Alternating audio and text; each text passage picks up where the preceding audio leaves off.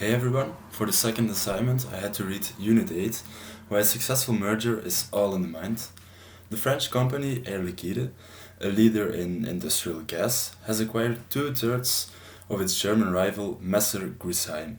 Although there were a great deal of fears about how this merger was going to go, Air Liquide Germany was formed anyway. The management team wanted to address the coming problems and began interviewing employees to identify 12 different emotional viruses. Three of these were their own superiority, fear of losing jobs, and fear that flexible management was going to be much more German. This is how the mental merger project was born that paralleled the integration of their normal business processes. Research shows us that about half of mergers fail to achieve their objectives, and this is usually due to cultural differences. Richard Schoenberg this is quite controversial. It is not certain that cultural differences are so negative for a company.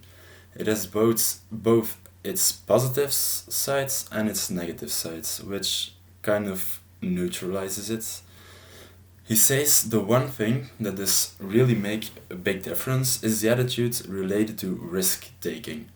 Yet another consultant, Ulf Dvorak, says that the Dutch are very good at mergers because they are more concerned with the outcome and less concerned with the political views.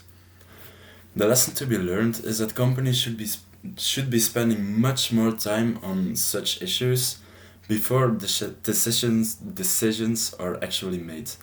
Better due intelligence on both financial and organizational levels would already help a lot. Myself, I was very curious to know if there are often big companies that have failed due to a merger. I'm very interested in the automotive industry and found the disaster of Daimler-Benz, also known as Mercedes-Benz, and Chrysler. It has been said in some quarters that the two cultures were too different to ever be brought together. Decisions making at Daimler-Benz was methodical, while at Chrysler it was creative and unstructured. Salaries at Daimler-Benz were conservative, much less so at Chrysler. Finally, there was the flat hierarchy that existed at Chrysler compared to the top-down structure of Daimler-Benz. The upshot? Within a decade, Daimler has sold 80% of Chrysler to Cerberus Capital Management for about $7 billion. That's a 20 billion poke in the eye to anyone that says culture doesn't matter. Throughout the text, there were a few words that I had to look up so I could really understand the whole thing. First of all, resentment. Resentment is like bitter indignation at having been treated unfairly. Secondly, there was warring factions. I had to know warring came from war. Warring is used to describe groups of people who are involved in a conflict or quarrel with each other. The third one is an acquisition. An acquisition is when the company purchases most or all of another company's shares to gain control of that company. Due intelligence was also a word that I didn't understand.